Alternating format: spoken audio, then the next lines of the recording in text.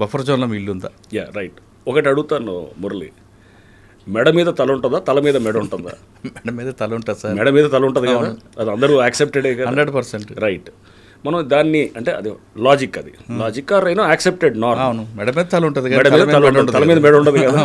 So ఒక చెరువు అనేది ఎలా, అసలు ఫస్ట్ చెరువు ఎలా ఫామ్ అవుతుంది అనేది మనం తీసుకోవాలి. ట్యాంక్ ఫార్మేషన్ అని అంటాం. చెరువు అనే దాన్ని ఫామ్ చేయాలంటే ఏం చేస్తారు, ఒక కట్ట కడతారు, ఆనకట్ట కడతారు. చెరువు నీళ్లు పైనుంచి అదేంటే దాని ఎగువ ప్రాంతంలో ఉన్న నీరు అంతా వచ్చేసి ఆ చెరువులో ఆగుతాయి, ఆ కట్ట ఆపుతుంది అంతా. దాని చుట్టుపక్కల ప్రాంతాలన్నీ కూడా మునుగుతుంటాయి అన్నమాట. దాంతో ఆ చుట్టుపక్కల ప్రాంతాల్లో ముప్పుకి అయినప్పుడు అంటే దాని లేక్, దాని చెరువుని దాని ఎక్స్పాండ్ ఏరియా అంటే లేక్ ఎక్కడ దాకా దాన్ని ఎక్స్పాండ్ అవుతుంది అనేది దాన్నే ఎఫ్టిఎల్ అంటారు అన్నమాట. అంటే ఒక చెరువు full tank level. Full tank level అంటే చెరువు దాన్ని పూర్తిగా నిండినప్పుడు, నిండిందంటే వెయిర్ అంటారు, మనం ఇప్పుడు అలుగు అంటాం కదా, అలుగు ఆ వెయిర్ హైట్ బట్టి నిండుతుంది అనమాట. వెయిర్ హైట్ దాటిందనుకో, ఇప్పుడు గ్లాసులో నీళ్లు పోస్తే బ్రిమ్ అంటాం, ఆ పైన అంచు ఉండేదాన్ని బ్రిమ్ అంటాం. దాని అంచు దాటిన తర్వాత కింద పారిపోతుంది నీళ్ళు, అంతే కదా. అలుగు కూడా అంతే అనమాట. అలుగు దాటిందంటే అలుగు పారుతుంది న్యాచురల్. సో అంటే అలుగు దాకా ఏదైతే నీళ్లు నిల్వ ఉంటాయో దాన్ని ఎఫ్టిఎల్ అని అంటాం. అది ఎక్కడ ఉంటుంది, చెరువు వెనకాల, అంటే చెరువు దిగువ భాగంలో ఉంటుంది అనమాట. ఎగువ భాగం, చెరువు పైనుంచి వచ్చే నీళ్లు చెరువు కట్ట అయినప్పుడు ఆ పైన ఉన్నటువంటి ప్రాంతం అంతా కూడా మనకి నిండుతుంది అనమాట, నిండి ఉంటుంది. అంతేగాని చెరువు దిగువ భాగంలో ఉండదు కదా. చెరువు కట్ట ఉంటుంది, కట్ట కింద ఎట్లా ఉంటుంది, కట్ట తెగితేనే కిందకు వస్తాయి నీళ్లు. కట్ట తెగిందంటే అది పెద్ద డ్యామేజ్ అనమాట, డేంజర్ అది. కట్ట నుంచి పారే నీళ్ళు ఎట్లా పోతాయి, ఒక నాలా ఉంటుంది, అంటే దాని సర్ప్లస్ వేయర్ ద్వారా నాలా ఒకటి వచ్చేసి మనకి కింద నాలా, అంటే ఫ్లడ్ వాటర్ వచ్చినప్పుడు అది కిందకి పారుతుంటుంది. అది కింద ఉన్న చెరువుకి. సో ఇప్పుడు మాది మీద పెట్టినటువంటిది ఏంటి, సింపుల్ అంటే ఇల్లాజికల్, అంటే లాజిక్ లేని వాదన అనమాట. దాన్ని ఏం చేస్తారు మీడియాలో, కొంతమంది సోషల్ మీడియా వాళ్ళు, కొంతమంది మీడియాలో వాళ్ళు ఏదైతే హైడ్రా అనే దాన్ని తొక్కేయాలనేటువంటి శక్తులు చాలా పనిచేస్తుంటాయి. ఎందుకంటే ఇది చాలామంది ఇంట్రెస్ట్లను వ్యతిరేకంగా వచ్చినటువంటి సంస్థ ఇది. సో న్యాచురల్గా వెనకాల వాళ్ళ అజెండా వేరే ఉంటుంది, హిడెన్ అజెండా. ఎవరో ఒకళ్ళు ఇద్దరు ముందు పెడతారు, ఎవరో ఇల్లాజికల్గా ఉండేవాళ్ళు, వాళ్ళకి సబ్జెక్ట్ లేని వాళ్ళు మిమ్మల్ని కంట్రోల్ చేద్దామో, కాకపోతే నన్ను కంట్రోల్ చేద్దామనో, లేకపోతే మమ్మల్ని కాంట్రవర్సీ చేయటమనో ఇట్లా చేయాలని చూస్తారు. సో ఇప్పుడు మా ఇల్లు విషయానికి వస్తే, యూసఫ్ కూడా చెరువు అది ఎప్పుడో ఉన్నటువంటి చెరువు. మనం టోపో షీట్స్లో కూడా చూస్తే, టోపోగ్రఫీ షీట్స్ అంటే సర్వే ఆఫ్ ఇండియా మ్యాప్లో 1970లో సర్వే చేసిన దాంట్లో ఆ చెరువు ఉంటుంది. ఆ చెరువు అప్పుడెప్పుడో కట్టినారు, ఎప్పుడో పాత ఎప్పటి నుంచి ఉంది. తర్వాత దాన్ని మెల్లిగా 2003-04లో చంద్రబాబు నాయుడు గారు ఉన్నప్పుడు దాన్ని, తర్వాత అప్పుడు తీగల కృష్ణారెడ్డి గారు ఆ టైంలో దాన్ని పార్క్ లాగా తయారు చేశారు. అది కబ్జా అవుతుందనో ఏదో రకరకాల దీంతో కాపాడుకునే ప్రయత్నంతో అప్పుడు ఉన్నటువంటి ప్రభుత్వం అలా చేశారనమాట. ఫైన్, బాగానే ఉంది. చెరువు కాపాడుతున్న క్రమంలో దాన్ని పార్క్ కింద చేశారు. దాన్ని కృష్ణకాంత్ పార్క్ అని కూడా పెట్టారు. పెట్టి దానికి దాని కింద బఫర్ జోను అనేది ఉత్పన్నమే కాదు అసలు. బఫర్ జోన్ ఎఫ్టీఎల్ అనేది చెరువు కట్ట కింద దిగువ భాగంలో ఉండదు. నేను అదే అంటుంది, మెడ మీద తల ఉంటుందా, తల మీద మెడ ఉండదు అంటే చెరువు కట్ట కింద ఉండదు ఎఫ్టీఎల్ బఫర్.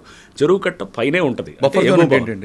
బఫర్ జోన్ అంటే ఇప్పుడు ఎఫ్టీఎల్ నుంచి ఒక 30 మీటర్లు చెరువు విస్తీర్ణం బట్టి దానికి 30 మీటర్స్ అంటే ఒక ఇంత ఉండాలి, 30 మీటర్స్ దాకా బఫర్ జోన్ ఉంటుంది. 30 meters 10 meters depending on the area of the చెరువు అనమాట. చెరువు విస్తీర్ణం బట్టి పెద్ద చెరువు అయితే దానికి ఎక్కువ ఉంటుంది. 30 మీటర్స్. కృష్ణకాంత్ పార్క్ పైన బోరబండ అటువైపు అటు ఉంటుంది, ఎగ్జాక్ట్లీ పైకి ఉంటుంది అనమాట. కిందకు ఉంటుంది. మధురనగర్ అంతా చెరువుకి కింద దిగువ ప్రాంతంలో ఉంటుంది. ఆ నాలా కూడా మా ఇంటికి 100 మీటర్ల దూరంలో ఉంటుంది. నాలా నుంచి ఎంత ఉంటుంది, ఆ నాలా విడ్త్ బట్టి ఇది 10 మీటర్సా 2 మీటర్సా విడ్త్ ఉంటుంది. మాక్సిమం 10 మీటర్స్ అంతే. మాది 100 మీటర్ల పైన ఉంటుంది. ఆ నాలా కూడా ఇప్పుడు అది కింద దాన్ని మొత్తం అండర్ గ్రౌండ్ కవర్ చేసేసి వెళ్ళిపోయింది. అంటే ఏదో కాంట్రవర్సీ కోసం ఒకటి చేసి ఏదో ఒకటి బురదేద్దామని ఆ టోపో షీట్స్ పెట్టుకుని తిరుగుతున్నాడు అతను. ఎవరు చూస్తున్నాం, అతను దీని గురించి మాట్లాడుతున్నట్టు అంటే అతను లీడర్ ఎవరు ఉన్నారు మాట్లాడుతూ ఆ టోపో షీట్స్ అంటే అతనికి టోపోగ్రఫీ షీట్స్ కూడా చూసేటటువంటి మినిమం నాలెడ్జ్ లేదని అనిపించింది అనమాట. అంటే ఎక్కువ ఎగువ భాగం ఏది, దిగువ భాగం ఎక్కడ వస్తుంది, సో దాని నాలాస్ ఎట్లా ఉంటాయి, అంటే ఆ మినిమం లాజిక్ లేకుండా చేసే వాళ్ళని కొంతమంది సోషల్ మీడియా మోస్తుంటారు అన్నమాట. కూడా మీకు ఏదో రకంగా డిస్టర్బ్ చేయాలని తప్ప అట్లా ఇట్లాంటివన్నీ నాకు అలవాటు. సార్, ఆ ఇల్లు కూడా నేను చూసా కదండి, ఇప్పుడు 20 సంవత్సరాల క్రితం ఒకసారి వచ్చినప్పుడు అక్కడే ఉన్నారు కదా మీరు. 20 కాదు, మేము 1980లో కట్టింది, మా నాన్నగారు కట్టింది. అప్పటి నుంచి నేను ఇప్పుడు కాదు, నేను చదువుకుందంతా అక్కడే, చిన్నప్పటి నుంచి కూడా అక్కడే. మీ నాన్నగారు కూడా సివిల్స్ కాబట్టి ఆయన కలెక్టర్గా చేశారు కాబట్టి అంత గుడ్డుగా తీసుకోరు కదండి. అసలు గుడ్డి కాదు, అసలు అది వదిలేయండి. ఫస్ట్ కింద ఉండేది దానికి అక్కడ వేల ఇల్లులు ఉన్నాయి. ఇంకోటి చెరువు కింద ఏముంటుందంటే ఒక్క కట్ట కింద ఒక 10 మీటర్ల దాకా ఖాళీగా పెట్టాలన్నమాట. అంటే రోడ్ లాగా వేస్తారు. చెరువు కట్ట ఏమన్నా తెగినప్పుడు కానీ రిపేర్ చేయడానికి ఓ లారీ తిరగటానికో బండి తిరగటానికో పెడతారు. ఆ 10 మీటర్లే తప్ప ఇక చెరువు దిగువన ఎక్కడ కూడా ఏదైనా కట్టవచ్చు అనమాట. సార్ సో మాది అక్కడి నుంచి దాదాపు బై రోడ్ వస్తే కనుక 1 కిలోమీటర్ ఉంటుంది.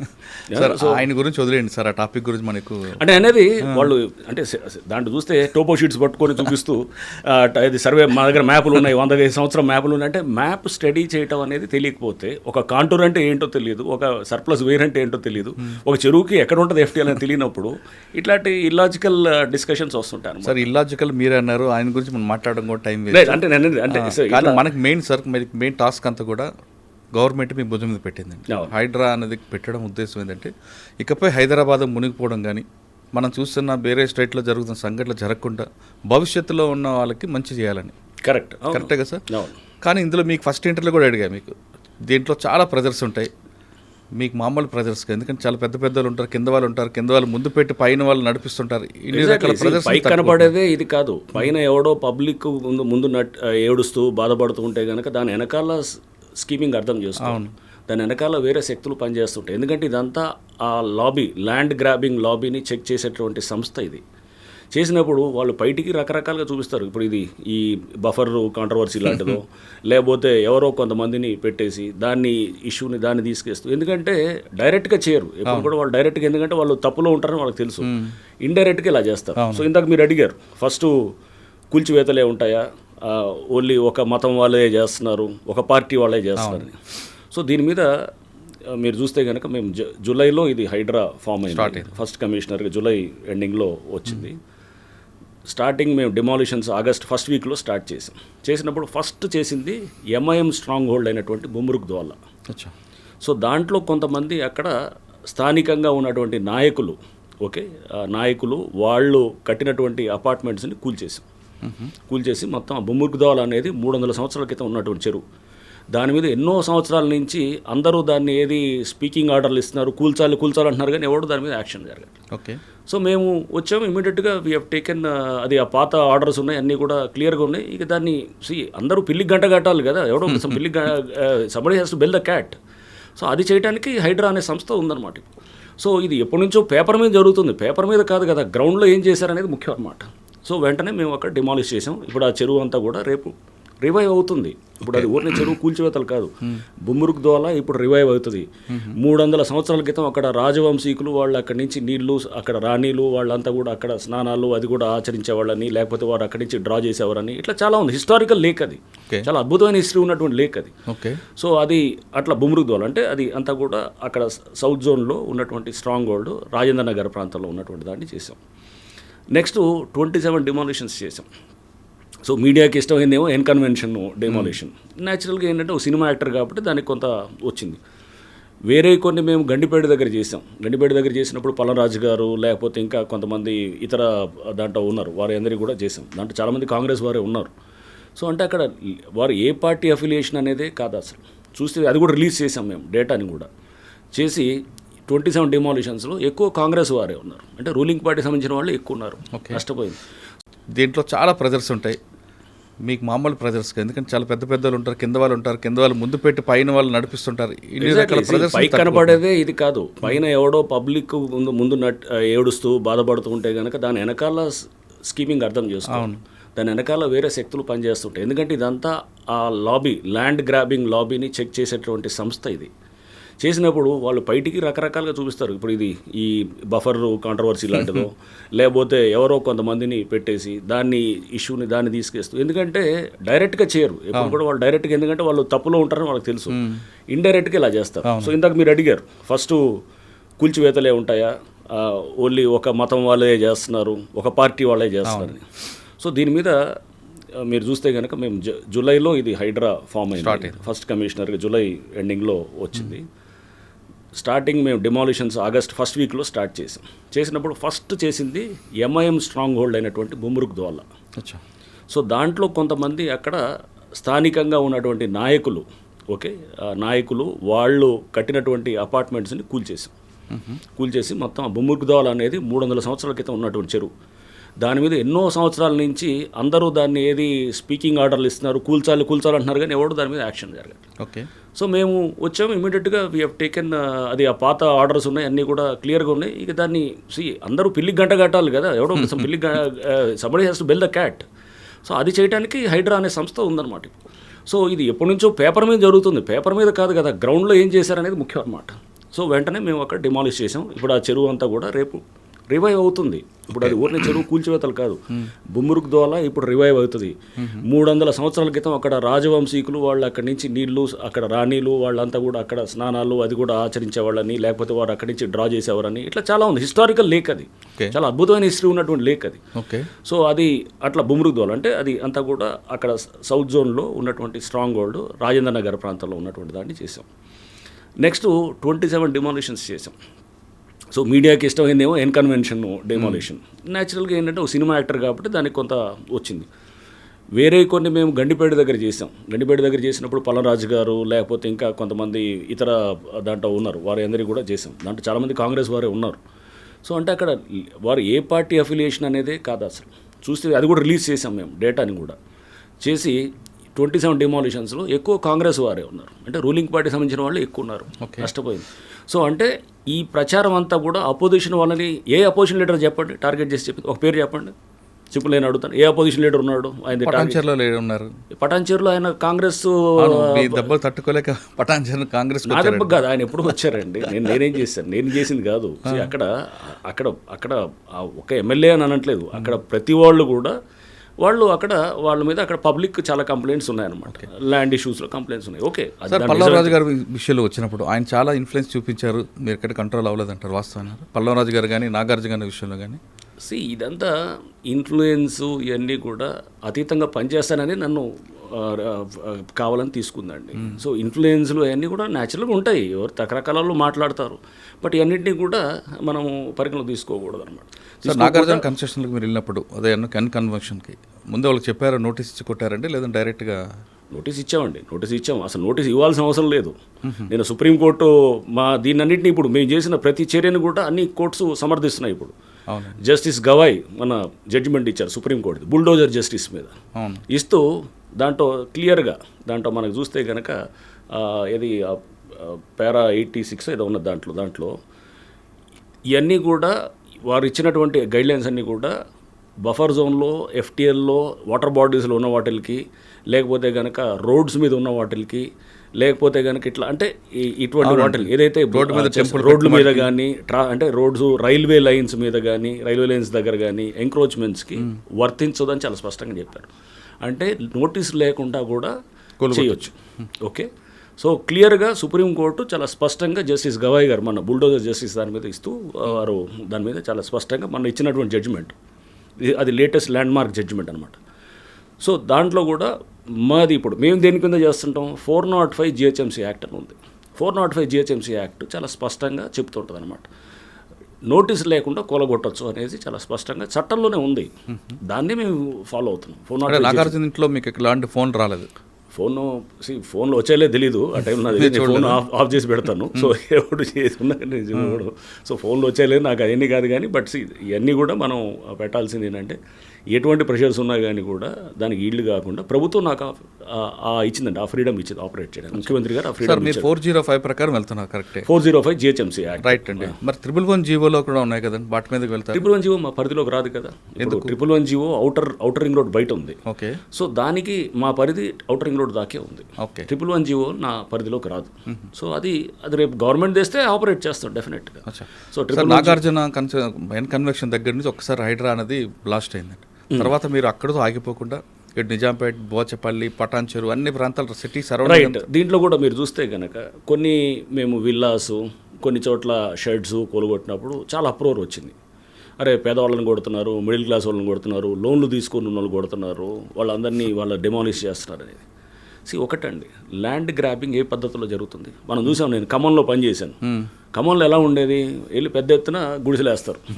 గుడిసెలు వేసి అది పేదవాళ్ళ కోసం అని చెబుతారు. దాని వెనకాల ఎవరు అజెండా ఉంటుంది, వాళ్ళు 100 కోట్లకు ఎదిగిన వాళ్ళు మనకు తెలుసు చాలామంది. సో చాలా ప్రాంతాల్లో కూడా ఇట్లా గుడిసెలతోటి లేకపోతే వెళ్ళి కబ్జాలు చేసి 100 కోట్లు 1000 కోట్లకు ఎదిగిన వాళ్ళు చాలామందిని మనం చూసాం.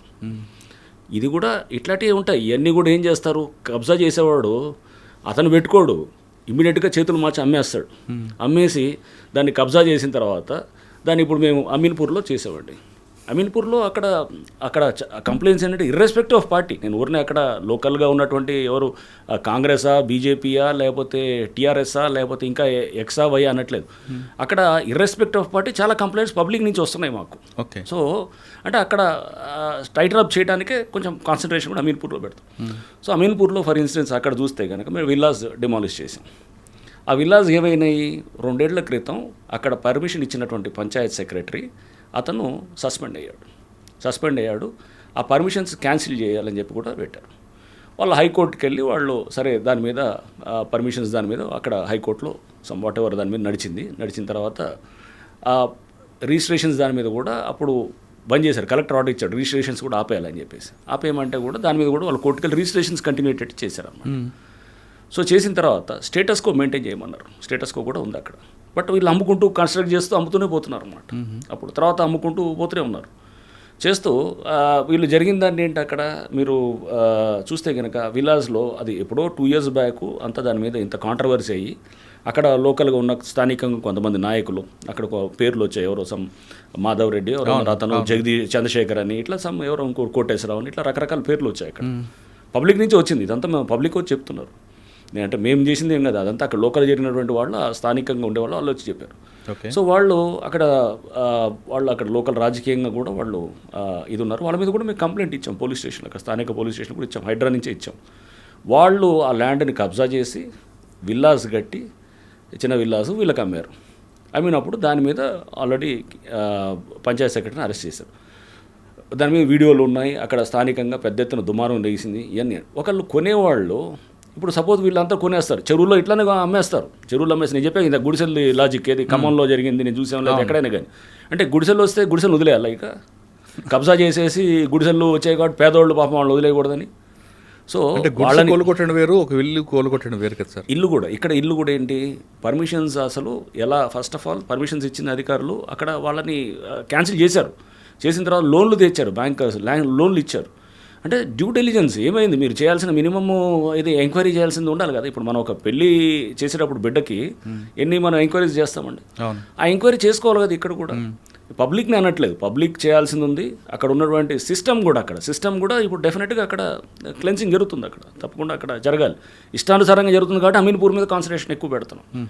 సో అక్కడ మీరు ఏ అధికారం అంటే అధికారం ఇష్టమైన రూల్స్ మార్చేస్తారా? ఇంకా అది వ్యవస్థ ఏంటి, దీనికి ఒక సిస్టమ్ ఏంటి అంటే రేపు పద్ధతి ప్రకారం రూల్ ఆఫ్ లా ఒకటి ఉంటుంది, ఒక చట్టము, ఒక న్యాయము, ఒక వ్యవస్థ, ఒక సివిలైజ్ సొసైటీ. మనం నాగరిక ప్రపంచంలో ఉన్నామని ఇవన్నీ మనం విస్మరించి పనిచేయటం కాదు కదా. అది ఫస్ట్ అంటే స్వార్థం కోసం ఎవడికి వాళ్ళు చేయటం చేస్తారు. కరెక్ట్ సార్, మీరు చెప్పినట్లుగా వాళ్ళ స్వార్థం కోసం పర్మిషన్ ఇచ్చారు, బ్యాంకులు లోన్ ఇచ్చారు.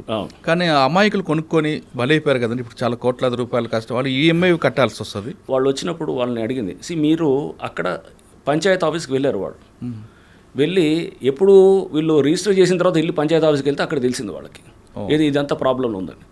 అరే ఇట్లా ఉందని చెప్పి వాళ్ళ తర్వాత వేరే వాళ్ళకి చెప్పలేదుగా. అది అట్లా అంటే వాళ్ళు ఆ చిన్న పని ఇప్పుడు పెళ్లి చేసే ముందు వాడు ఎవడో డ్రగ్ అడిక్టో లేకపోతే ఏదైనా పెళ్లి చేసిన తర్వాత తెలిస్తే ఏం చేస్తారు, ముందే చేసుకోవాలి. మనం ముందే చేసుకోవాలి కదా. నా జీవితం అంతా నాశనం చేశానని అట్లా అంటావా? నువ్వు ఎందుకు చేయలేదని అంటావు, ఫస్ట్ ఎందుకు చెక్ చేసుకోలేదు అంటే ఇప్పుడు తప్పు వాళ్ళది కూడా 50% డెఫినెట్గా ఉంటుంది, వాళ్ళది ఉంటుంది అక్కడ సిస్టమ్ అంతా కూడా. నేనేది వీళ్ళది పబ్లిక్ది పూర్తిగా పబ్లిక్ ఒక్కళ్ళే అని నేను వాళ్ళ మీద బ్లేమ్ చేయట్లేదు. సిస్టమ్ అంతా అక్కడ సరిగ్గా చేయలేదు సార్. వీళ్ళు చేయలేదు, వీళ్ళు కొనుక్కున్నారు, బ్యాంక్ నుంచి ఈఎంఐ కట్ అవుతుంటుంది, కోలుకొట్టారు మీరు, వీళ్ళ వరకు నష్టపోయింది. కానీ పర్మిషన్ ఇచ్చిన వాళ్ళ మీద కూడా పర్మిషన్స్ క్యాన్సిల్ చేశారు కదా, వాళ్ళని కూడా కేసులు అదే చెప్పారు. పర్మిషన్స్ ఇచ్చిన అధికారులు గతంలో ఇచ్చిన వాళ్ళది క్యాన్సిల్ చేసి వాళ్ళు సస్పెండ్ చేశారు కదా, సస్పెండ్ చేశారు, కేసు కూడా పెట్టారు కదా వాళ్ళ మీద, క్రిమినల్ కేసు కూడా పెట్టారు. ఓకే, అవన్నీ జరిగినాయి. సేమ్ డిండిగల్లో కూడా అలానే జరిగింది.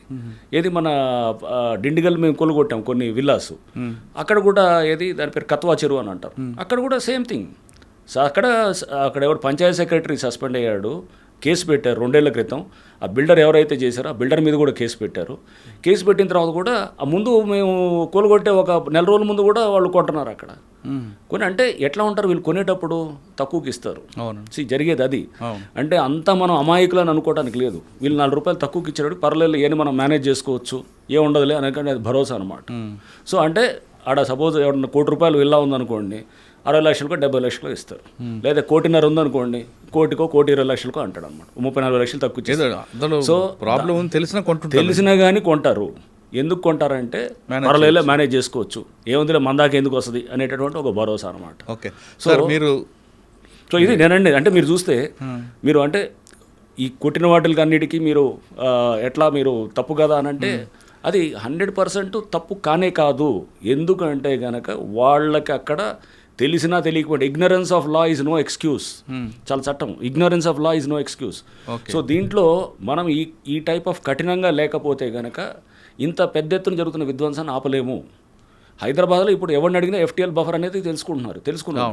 ప్రతివాడు కొనే ముందు 1కి 100 సార్లు చెక్ చేసుకుంటున్నారు. కరెక్ట్. ఇది తీసుకొచ్చిన దాంట్లో హైడ్రా డెఫినెట్గా మేము we feel as we have succeeded అనేది అనుకుంటాం. ఓకే. ఈ అంటే ఆటోమేటిక్ ఇప్పుడు పబ్లికే చెక్ చేసుకుంటున్నారు. హైడ్రా అనుమతుందా లేదా, బఫర్ జోన్ హైడ్రా అనుమతి కూడా వచ్చింది. బఫర్ జోన్ మనం చూస్తే జస్టిస్ భాస్కర్ రెడ్డి గారి జడ్జిమెంట్ ఉంది. చాలా అద్భుతమైన జడ్జిమెంట్ ఇచ్చారు మన వారు హైకోర్టు జడ్జిమెంట్.